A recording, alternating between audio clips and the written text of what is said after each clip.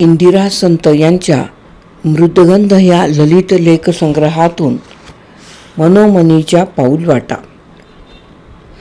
आमच्या घरासमोर अलीकडे 2 घरांची बांधकामे सुरू आहेत. आतापर्यंत हे घर कसे माळावर मोकळ्यावर होते. आता ती घरे पुरी झाली की हे आमचे घर गल्लीत बसणार. ही कल्पनाच कशी चमत्कारिक वाटते. पण मी विचार करते, तो माळ तरी कुठे राहिला आहे आता. ठळकवाडीच्या सीमेवर खानापूर रस्त्याच्या पलीकडे 2 वृक्षांच्या कमानीतून हा वडगावचा रस्ता सुरू होतो. फार पूर्वी हा रस्ता खाच खळग्यांचा होता, दगडगोट्यांचा आणि निर्जन असा होता. या रस्त्याच्या डाव्या बाजूला घुमटमाळ पसरलेला होता. रस्त्यावरून उजव्या बाजूला चढतीवर अनगोळमाळ आणि उतरतीवर वडगावच्या नागरी रस्त्यापर्यंत वडगाव माळ पसरलेला आणि मधून हा रस्ता रांगत जाणारा. वडगाव माळ लागला की एक लहानशी पाऊलवाट या रस्त्याला येऊन टेकायची. रस्त्यावरून उतरून त्या पाऊलवाटेवरून जाणे हे माझे नित्याचे कित्येक वर्षीचे. ही माळावरून गेलेली पाऊलवाट माझी अतिशय आवडती. लालट मातीची एक सुरेख रेषा. निसर्गाची देखील हिच्यावर फार माया. हिवाळ्यात रस्त्यापेक्षा या वाटेवर धुके अधिक दाटायचे. दुरून तर माळाला मच्छरदाणी लावली आहे असे वाटायचे. या धुक्यातून जायला मला फार आवडायचे. पावसाळ्यात या पाऊलवाटेला नाचणीवरीच्या शेताच्या बांधाचे रूप यायचे. या बांधावरून चालताना मी चपला काढून हातात घेत असे, कारण वाटेवर ओल्यागार गवताचा तो लुसलुसीत स्पर्श पावलांना हवा हवासा वाटे. पाऊलवाटेचे मला नेहमी आकर्षण वाटते. ती आपोआप निसर्ग नियमाने घडलेली असते. भूमिकन्याच ती. या पाऊलवाटा फक्त माणसांच्याच नसतात. माणूस नव्हता तेव्हापासून प्राण्यांच्या पाखरांच्या वेळेपासून या वाटा असणार. पाऊलवाट म्हणजे प्राण्याच्या संदर्भात जवळची वाट. घनदाट अरण्यातून विमुक्त माळावरून राहत्या जागेपासून पाणवठ्यापर्यंत जाणारी, पाखरांची घरटी जवळ करणारी, तशीच माणसांचीही. या पाऊलवाटांना आदिवाटा असेच म्हणतात. ही पाऊलवाट निसर्गाचाच एक भाग असल्याने त्याचेच गुणधर्म तिला मिळाले आहेत. तीही तशीच आत्ममग्न, तशीच गूढ आणि तशीच मनस्वी असते. या पाऊलवाटेवरून मी चालू लागले की आपोआपच मी आत्ममग्न होते. दुःखाने, काळजीने नव्हे, तर एका अवर्णनीय सुखाने. निसर्गातील आपलेपण गवसल्याने. भोवतालच्या उन्हा वाऱ्यात आपणच सामावून जातो. पावसात बुडतो आणि धुक्यात त्या वाटेबरोबर आपणही हरवून जातो. एक चालती समाधीच असते ती. या पाऊलवाटांचे गूढपण मला आगगाडीतून प्रवास करताना दिसते. खिडकीशी बसावे आणि फक्त पाऊलवाटा बघाव्यात. कुठे कुठे जातात आणि पुढे दिसत नाहीशा होतात. माळावरच्या पाऊलवाटेने माळणी बाजाराला निघालेल्या असतात. डोंगरावरील दूरच्या पाऊलवाटेवरून गुरांची ओळ उतरता चढताना दिसते. अरण्यातील वाटांवर कुणीच नसते.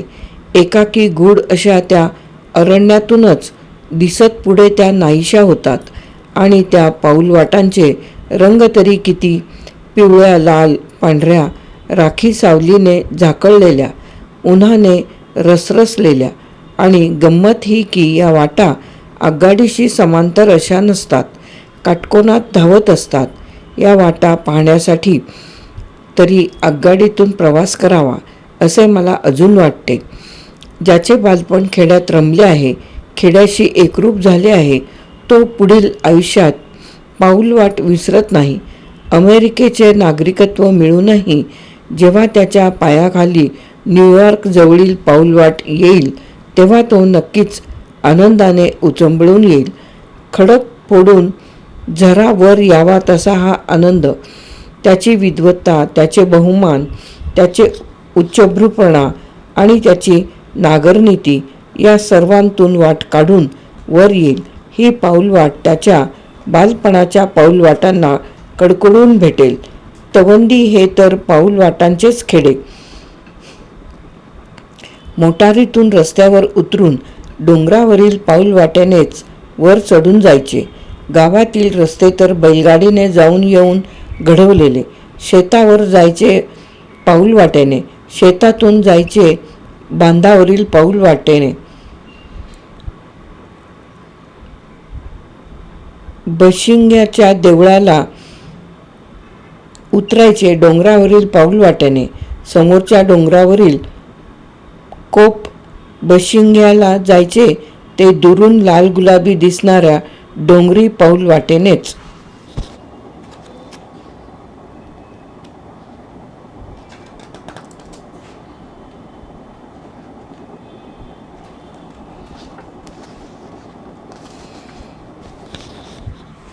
मी लहानपणी या सगळ्या पाऊलवाटांचा आनंद मनसोक्त लुटला. मला घोलात म्हणजे दरीत जाणारी पाऊलवाट फार आवडायची, रहस्यमय वाटायची. सोबतीने गेलो तरी गर्द झाडीत वाट जरा आडोशाला केली की मनात काहूर उठायचे, थांबावे परतावे वाटायचे. भरीला सगळीकडे चिडूचूप शांतता, पालवीची गाज येईल तेवढीच. पण मध्येच एखादे माकड चित्कारले की मग वाटही एकदम हुप होऊन जायची. पण ते वाट हरवून किंचित जाणवलेले एकाकीपण मन भरून राहायचे. त्यातही एक गोड साहस असायचे. पण आता ते माळही राहिले नाहीत. त्यांच्यावर देखण्या वसाहती उभ्या राहिल्या. तो बाळबोध रस्ता आता आधुनिक झाला आहे आणि माझी ती भूमिकन्या, तिला धरणीमातेने कधीच पोटात घेतले आहे. तवंदीच्या वाटाही तशाच नाहीशा झाल्या असतील, कारण या खेड्यालाही नागरी रूप येऊ लागल्याचे मी वाचते. पण या सगळ्या पाऊलवाटा आता माझ्या मनोमनीच्या पाऊलवाटा झाल्या आहेत. अशीच एक न पाहिलेली पाऊलवाटही माझ्या मनात ठासून राहिली आहे. गोवा सीमेच्या नजीकच्या कुएशी या खेड्याजवळील घनदाट अरण्यातील ती पाऊलवाट, ही श्वापदांची पाऊलवाट, राहत्या जागेपासून पाणवठ्यापर्यंत पोहोचणारी, इकडून तिकडून एकमेकीला मिळत पाण्यापर्यंत पोहोचणाऱ्या त्या पाऊलवाटा. त्या अरण्यात लांडगे तरस तर होतेच, पण बिबळे वाघही होते. अशी बोलवा होती, अस्वले तर होतीच होती. पण आता या जागेवर मानवाने आक्रमण केलेले. इथे नायकांची मॅग्नीजची खाण आली, मजूर आले, त्यांचे झोपड्या आणि पाले यांतून तळ पडले. साहेबांच्यासाठी पत्र्याची सुसज्ज अशी झोपडी झाली. भूस्तरशास्त्र घेऊन MSc झाल्यानंतर 1 वर्ष खाणीचा अनुभव घ्यावा म्हणून आमचा चंदू इथे साहेब म्हणून आला होता. दर 8-10 दिवसांनी जीपने तो घरी येई. अवतार बघण्यासारखा असे. हात पाय चेहरा कपडे लाल तेलकट धुळीने नखशिकांत माखलेले असायचे. 1 दिवस राहून पुन्हा जायचा. तर या मुक्कामात त्याने त्या पाऊलवाटांच्या चित्रकथा मला सांगितलेल्या. सर्व श्वापदांच्या पाण्यावर यायच्या वेळा ठरलेल्या असत. वाघालाही पायवाटच हवी असे. त्याच्या पायाचे तळवे अगदी सुकुमार. करवंदी, रानजाई, घाणेरी यांच्या जाळ्यांतून तो घुसायचा नाही. दगडगोट्यांवर पाय ठेवायचा नाही. काट्याकुट्यांतून चालायचा नाही. मऊ मऊ पाऊल वाटेने अगदी भाराने चालत असायचा. पण वाट सुरूला वाटे, कुठल्या वाटेने स्वारी येईल कोणाला ठाऊक. नवीन माणसे या पाऊल वाटांवरून दबकूनच असत. पण वाघाची नाही एवढी त्यांना अस्वलाची भीती वाटे. अस्वलाची पाण्यासाठीच फेरी नसायची. ते केव्हाही दिसे. कधी मोहाच्या झाडावरील मधाची पोळी शोधण्यासाठी, कधी जांभळीखाली पडलेल्या जांभळांचा फलाहार करण्यासाठी. पाण्यावर तर ते केव्हाही जाई. 2-3 पाषाणखंड जोडून त्याचे गुहागर झालेले असे. भोवताली घाणेरीची गच्च जाळी असे. पिल्ले असली की अस्वलीन गुहेतच असे. नव्या माणसाला दिसणाऱ्या जाळीपलीकडे अस्वलाचे घर नसेलच अशी खात्री असे. भोवताली घाणेरीची गच्च जाळी असे, पिल्ले असली की अस्वलीन गुहेतच असे. नव्या माणसाला दिसणाऱ्या जाळीपलीकडे अस्वलाचे घर नसेलच अशी खात्री नसे. जर का माणूस वाटेवर वा घरापाशी त्याच्या दृष्टीस पडला तर त्याने तो फाडलाच. अस्वलासमोर फाडण्याशिवाय दुसरा पर्याय नसतो. अशा या भयावह पाऊलवाटा आणि त्या तिथे एकमेकीला भेटतात तिथे तर नवीनाचे काळीज लकलकायला लागायचे. आता यातील कोणत्या वाटेने जाऊ असे काहूर माजायचे. हे सगळे चंदूने सांगितलेले ऐकताना डोळे विस्पारून ऐकलेले, पण तो पुन्हा कामावर गेला की मनात काहूर उठायचे. त्याला पहिल्यापासूनच प्राण्या पाखरांची वृक्षांची ओळख करून घेण्याचा छंद. या छंदाच्या मागे लागून तो एकटाच कुठल्या पाऊल वाटेने गेला तर हा घोर लागून राहायचा. एकटी असले की कितीदा मी या वाटेने जाऊन यायची. घाणेरीच्या बोगद्याशी जीव मुठीत घेऊन उभी राहायची. पण जीपमधून तो धुळवड खेळून आल्यासारखा उतरताना दिसला की जीव भांड्यात पडायचा. त्याच्या पाऊलवाटांच्या नव्या चित्रकथा ऐकत सगळा गोर विसरून जायची. आता या प्राणी पाऊलवाटाही नाहीशा झाल्या असतील. खाण तेजीत असेल, माणसांची वर्दळ वाढली असेल. बिचारे ते आदिवासी प्राणी मारले गेले असतील किंवा आक्रमणाला भिवून परागंदा झाले असतील. त्या पाऊलवाटांवरून आता जीपगाड्या धावत असतील. आता एकच पाऊलवाट उरली आहे की जिथे माणूस फारसा पोहोचला नाही, ती पाखरांची आभाळातील पाऊलवाट. ती आपल्याला दिसत नाही तरी पाखरांची घरट्याला जवळची वाट म्हणून असतेच. स्थलांतराला थवेच्या थवे येतात ते महामार्गाने. पाखरांची पंचके अष्टके पुढे एक मग तीन अशी रांग धरून आभाळातून येतात. त्यावेळी सूर्य मावळत असतो.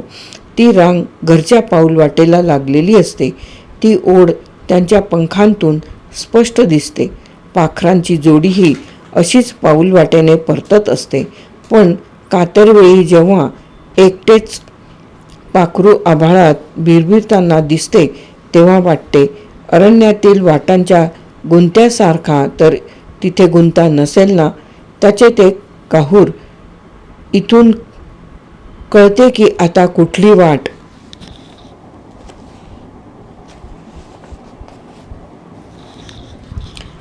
वाट धरू. या वाटा दिसत नाहीत म्हणूनच यांना मी काल्पनिक असे म्हणते. बाकी त्या असतातच. अशाच एका काल्पनिक पाऊल वाटेवरनं मी चालते आहे. जीवनाचा नेहमी पथच असतो. पथ ते महामार्ग असे त्यांचे प्रकार असतात. माझा केवळ पथ. मला गतीचे वेड नाही, पण गतिमानता अतिशय प्रिय आहे. आणि हा पथ या गतीसाठी असूनही गती अडवण्याची त्यात भरपूर व्यवस्था आहे.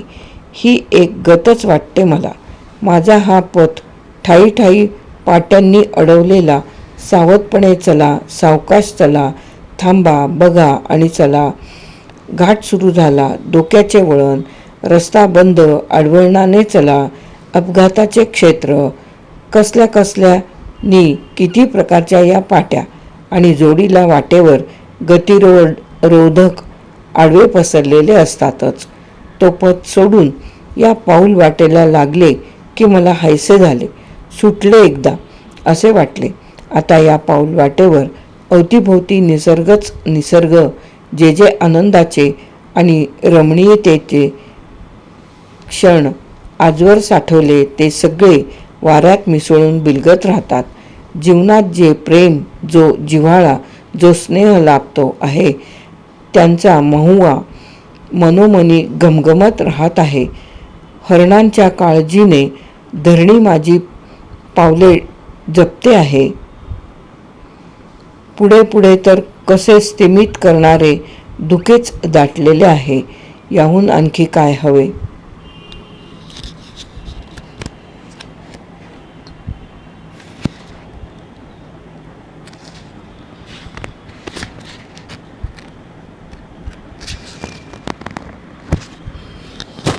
इंदिरा संत यांचा मनोमनीच्या पाऊलवाटा हा ललित लेख येथे समाप्त.